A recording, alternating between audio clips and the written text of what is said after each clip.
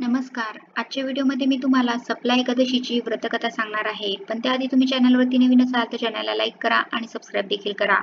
कमेंटमध्ये श्री स्वामी समर्थ किंवा ओम नमो भगवते वासुदेवाय नमः लिहायला विसरू नका. मार्गशीर्ष महिन्यातील कृष्ण पक्षात येणाऱ्या एकादशीला सप्ला एकादशी असे म्हटले जाते. एकादशीच्या दिवशी श्रीहरी विष्णू भगवंताचे पूजन केले जाते. एकादशी मंगल करणारी आहे. एकादशीचे व्रत प्रत्येक मनुष्याने जरूर करावे. जसे नागांमध्ये शेषनाग, सर्व पक्ष्यांमध्ये गरुड, सर्व देवतांमध्ये श्रीहरी विष्णू भगवंत आणि मनुष्यांमध्ये ब्राह्मण श्रेष्ठ आहे, त्याप्रमाणे संपूर्ण तिथीमध्ये एकादशी तिथी सर्वात जास्त श्रेष्ठ आहे. एकादशीच्या दिवशी मंत्रोच्चार करून श्रीहरी विष्णू भगवंताची मनोभावे पूजन करावे. श्रीहरी विष्णू भगवंतांना केशर घातलेल्या दुधाने स्नान घालावे. मग त्यांना सुंदर वस्त्रे अर्पण करून पिवळी फुले अर्पण करावी. नैवेद्य म्हणून पिवळी मिठाई, पिवळी फळे द्यावीत. शुद्ध तुपाचा दिवा लावावा. सुगंधित धूप लावावा. सप्ला एकादशीच्या दिवशी विशेषतः दीपदानाचे खूप महत्त्व आहे. एकादशीच्या दिवशी रात्री जागरण करावे आणि भगवंताचे भजन कीर्तन करावे. जागरण करणाऱ्यांना जे फळ मिळते ते हजारो वर्षे तप केल्यानेही मिळत नाही. सप्ला एकादशीची कथा तर चला तर जाणून घेऊया.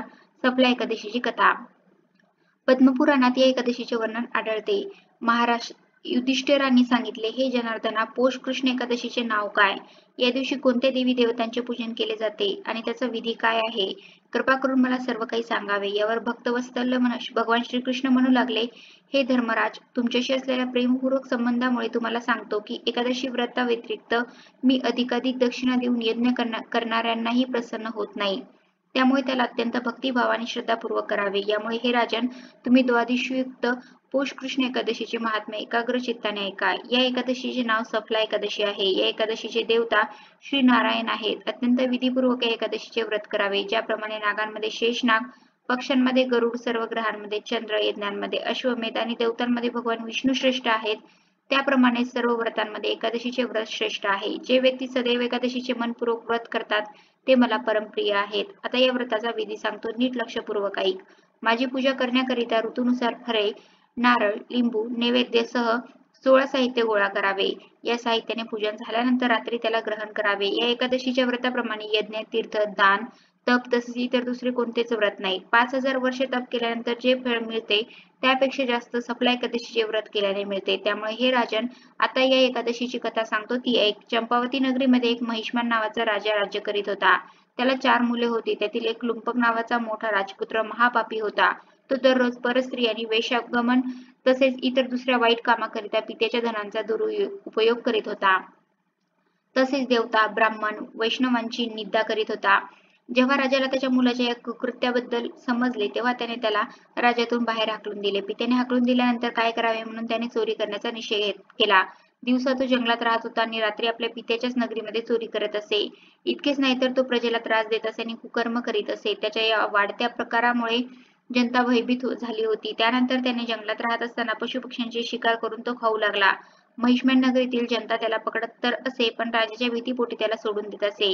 ज्या जंगलामध्ये तो राहत होता त्या ठिकाणी एक भव्य आणि अतिप्राचीन पिंपळाचे झाड होते. नगरीतील जनता त्याची मनोभावे पूजा करीत असे. त्याच झाडाच्या खाली तो महापापी लुंपक राहत होता. या जंगलाला जनता देवी देवतांची नगरी मानत असे. काही काळ गेल्यानंतर लुंपकच्या अंगावरील कपडे जीर्ण झाल्यामुळे निवस्त्र झाला. त्यात पौष कृष्ण पक्षातील दशमीच्या रात्री पडलेल्या कडाक्याच्या थंडीमुळे तो कडकडू लागला. दिवस उजाडता उजाडता तो मुश्चित्र झाला. दुसऱ्या दिवशी सूर्योदय झाल्यानंतर सूर्याच्या उष्णतेमुळे त्याला जाग आली. कसाबसा स्वतःला सावरत तो काही खायला मिळते का हे पाहण्यासाठी फिरू लागला. पशुपक्ष्यांची शिकार करण्याइतकी शक्ती त्याच्या अंगात राहिली नव्हती. त्यामुळे ज्या ठिकाणी झाडाची जमिनीवर पडलेली फळे दिसेल ती गोळा करून तो त्याच पिंपळाच्या झाडाखाली आला. तोपर्यंत सूर्य मावळतीला आला होता. तेव्हा आणलेली फळे त्याने झाडाखाली ठेवली आणि परमेश्वराकडे प्रार्थना करून ती अर्पण केली. त्याच्या या उपवास आणि जागरणामुळे भगवान प्रसन्न झाले आणि त्याची सर्व पापे नष्ट झाली.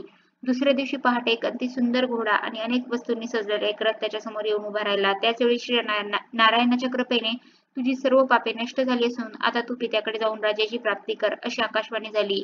ही वाणी ऐकून तो अत्यंत प्रसन्न झाला आणि दिव्य वस्त्र धारण करून भगवान की जय हो असे म्हणत पित्याकडे गेला. पित्यानेही प्रसन्न होऊन संपूर्ण राजपाट त्याला सोपविला आणि धार्मिक कार्याकरिता निघून गेला. त्यानंतर चंपावती नगरीवर लुंपक राजा राज्य करू लागला. त्याची पत्नी, पुत्र सगळेच भगवान नारायणाचे भक्त झाले.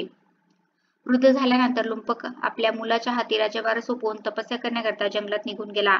त्यानंतर तो वैकुंठास गेला. त्यामुळे जो मनुष्य या परमपवित्र एकादशीचे व्रत करतो त्याला शेवटी मुक्तता मिळते आणि जे हे व्रत करीत नाहीत ते पशुपेक्षा काही कमी नसतात. या सप्लाय एकादशीचे व्रत केल्याने आणि महात्म्य वाचल्याने किंवा श्रवण केल्याने मनुष्याला अश्वमेध यज्ञ केल्याचे पुण्यफळ मिळते. तर अशी आहे सप्लाय एकादशीची व्रतकथा. तर अशा प्रकारे आजच्या व्हिडिओमध्ये मी तुम्हाला सप्लाय एकादशीची व्रतकथा सांगितली आहे. कसा वाटला तुम्हाला माझा आजचा व्हिडिओ कमेंट करून नक्की सांगा. धन्यवाद.